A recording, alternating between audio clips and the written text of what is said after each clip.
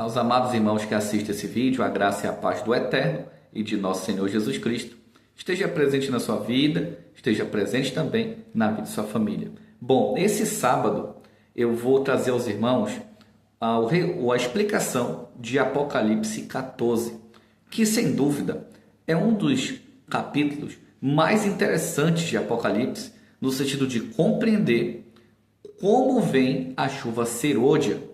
E vamos entender quem terá essa chuva, suas características e o que eles farão nessa terra. Vamos começar? Apocalipse 14, versículo 1 diz assim: E olhei, e eis que estava o Cordeiro sobre o monte Sião, e com ele 144.000, que tinham nas testas escritos o nome de seu pai.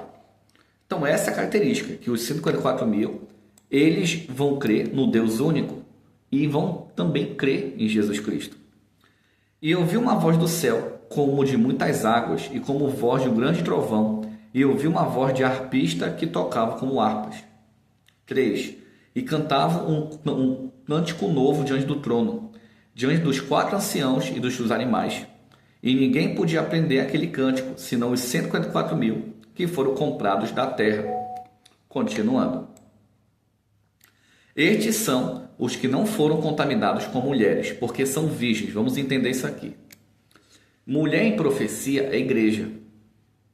Essas pessoas aqui, elas não seguem as igrejas. Nenhuma placa de religião. Eles seguem apenas o que está escrito.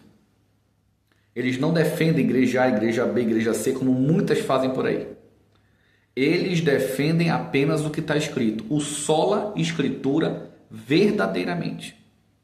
Mas não é seguindo profeta e profetiza por aí. Bíblia, na Bíblia, tendo o Espírito Santo. É só isso. Que muitos ainda não entenderam. Certo? E ele continua. Estes são os que seguem o Cordeiro para onde quer que vá.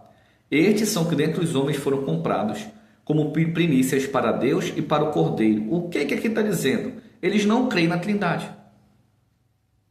Não existem 3 pessoas no céu, existem 2. O Pai, que é Deus, e Cordeiro, o Filho. Eles têm o Espírito Santo, que não é uma terceira pessoa. Se você for estudar João capítulo 14, capítulo 15, capítulo 16, capítulo 17, os irmãos irão perceber que o Espírito Santo, ele é a manifestação do Deus verdadeiro através de Cristo em nossa vida. Ele não é uma terceira pessoa. Tome muito cuidado para não ser enganado por Babilônia. Muito cuidado. E vamos aprender aqui que a Trindade é um dogma de Babilônia. Vamos continuar. Ele continua. E na sua boca não se achou engano, porque são irrepreensíveis diante do trono de Deus. O que significa isso? Eles não pregam a mentira. Eles não pregam falsos dogmas. Eles não pregam dogma de homem, mandamento de homem. Isso não interessa para eles. É Bíblia, na Bíblia e o resto sinto muito. Pronto. Versículo 6. E vi outro anjo voar pelo meio do céu, que tinha o evangelho eterno para proclamar aos que habitam sobre a terra e a toda nação, tribo e língua e povo. Versículo 7. Dizendo com grande voz: temei a Deus e dá-lhe glória, porque é chegada a hora do seu juízo. E adorai aquele que fez os céus, a terra e o mar e a fonte das águas. A Bíblia deixa bem claro, em todos os momentos, que Deus, o Pai, é o Criador. Em nenhum momento a Bíblia chama Jesus de Criador. A Bíblia diz que Jesus, ele foi o arquiteto. Jesus auxiliou o Pai a colocar forma. O arquiteto é quem faz a forma. Mas o grande Criador de tudo é o Pai. Paulo deixa bem claro em 1 Coríntios, capítulo 8, versículo 6. Para nós há um só Deus, o Pai, Criador de todas as coisas. E um só Senhor Jesus Cristo, para quem nós vivemos, também para Ele. Então precisamos entender isso aqui.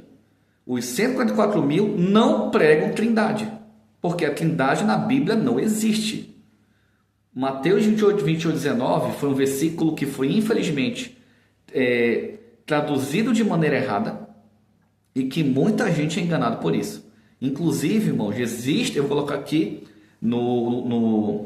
na descrição do vídeo, os vídeos que eu mostro para os irmãos, documentos da Igreja Católica Apostólica Romana, dizendo que Mateus 28:19 foi adulterado pela Igreja Católica Apostólica Romana, mostrando aos irmãos que a Trindade foi um dogma criado pela Igreja Católica Apostólica Romana. Vou trazer documentos oficiais provando isso. A situação é muito séria, não é brinquedo não. Aí, essa aqui foi a primeira. Agora vamos ver a segunda mensagem. E o outro anjo seguiu dizendo: caiu Babilônia, aquela grande cidade, que todas as nações deram beber o vinho da ira da sua fornicação. Essa Babilônia é o sistema religioso que crê na Trindade, que prega a Trindade. Só que, claro, existem pessoas que defendem a ideia do Deus único, mas não entendem quem é Jesus e nem o Espírito Santo.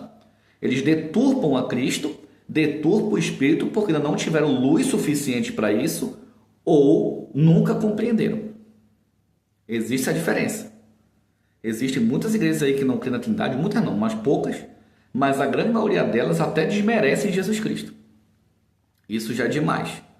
Conheço algumas que eu já vi em alguns vídeos, pessoas falando até a parte do Deus único perfeito, mas desmerecer Jesus e também já falar algo contrário à Bíblia em relação ao Espírito Santo, também já é demais. Então, temos que ter esse cuidado também na hora de falar isso.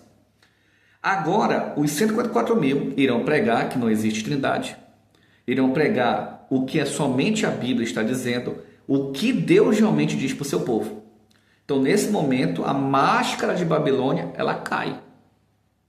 Por isso aqui tem um terceiro anjo. Olha o que diz. E seguiu os terceiro anjo dizendo com grande voz: se alguém adorar a besta e a sua imagem, recebeu o sinal na testa e na sua mão, também este beberá do vinho da ira de Deus, que se deitou, não misturado, no cálice da sua ira. Será atormentado com fogo e enxofre diante dos santos anjos e diante do Cordeiro. O que está acontecendo? Isso significa que os 144 mil, quando foram pregar, as pessoas não terão recebido a marca da besta ainda. Não terão recebido. A chance da salvação verdadeira é aqui. Quando Deus levantar esse povo, 144 mil, que é um povo específico, tá? Não é um número exato, é um povo específico, e que esse povo vai ter a última descida do Espírito Santo, que é a chuva seródia. E eles vão pregar a Bíblia na Bíblia e vão mostrar que todo o sistema religioso está mentindo para você. Você está aprendendo errado. Estão te ensinando errado. E, infelizmente, muitos pastores sabem disso. Sabem. Ah, mas por que não pregam? Medo de perder salário, medo de perder o emprego, medo de perder status. Eu sei que tem. Eu já escutei pastor falando na minha cara: irmão, em relação a isso aqui você está certo, isso aqui você está certo, isso aqui você está certo. Eu já escutei. De várias denominações religiosas. Eu já escutei. É bíblico o que você prega. Mas, se eu pregar isso lá, vou perder meu salário, vou perder meu emprego, não sei fazer outra coisa. Ele está mais preocupado com o salário dele do que sua salvação. Não são todos, mas alguns, infelizmente, são assim. Infelizmente. Então, você perceba, eles pregam a verdade, vão mostrar que o sistema religioso, toda a Babilônia, é uma farsa, em alguns aspectos, e você vai decidir se vai sair de Babilônia ou se vai continuar e vai aceitar a marca da besta. Isso é uma coisa séria a se falar. E muitas pessoas não percebem.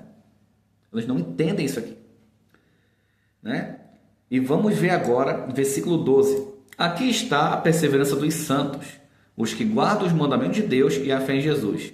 Os mandamentos de Deus é a Torá, é a lei, a parte válida. Aí na sua igreja, o seu pastor mente para você, engana você, dizendo que toda a lei, todo o mandamento de Deus, Jesus aboliu na cruz. E a Bíblia chamando o seu pastor de mentiroso. Tem uma parte da Torá que foi abolida? Tem. Hebreus deixa bem claro, 8, 9 e 10, que toda a parte da Torá, ou do mandamento, ou da lei, que está ligada à ordenança de culto, purificação de pecado, sacrifício de animais, essa parte foi abolida. Realmente a Bíblia deixa bem claro. Foi abolido. O resto não. É isso que muitas pessoas não entendem. Então aqui está dizendo que a parte válida, os santos de Deus têm que guardar. Isso inclui a guarda do sábado. Mas vou botar um parêntese aqui. Existem certas igrejas, algumas igrejas, que guardam o sábado, mas elas me atrapalham. Porque a pessoa está sendo usada pelo espírito diabólico, dizendo que para ser salvo tem que guardar sábado. É isso que algumas igrejas pregam. Que não é assim. Você é salvo por Jesus Cristo e você guarda o mandamento para demonstração de amor a Ele. Tanto para o filho quanto para o pai. O sábado, ele não é ponto de salvação. Somente Jesus salva. Ninguém mais. Não existe outro ponto de salvação se não for Jesus. Então, se você escutar que o sábado é para ser guardado, está correto. Se a pessoa lhe falar que para ser salvo tem que guardar sábado, essa pessoa já está pregando heresia.